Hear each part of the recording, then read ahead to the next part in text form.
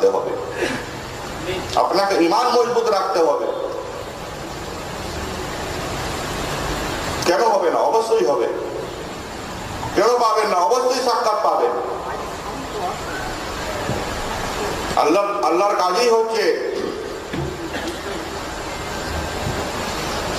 ঈমানওয়ালাদের, মুমিনদের নিজের সাক্ষাৎ দেওয়া। আর আমাদের তো কাজই হচ্ছে কি আল্লাহর সাক্ষাৎ পাওয়া, আল্লাহর সাক্ষাৎ দেখা।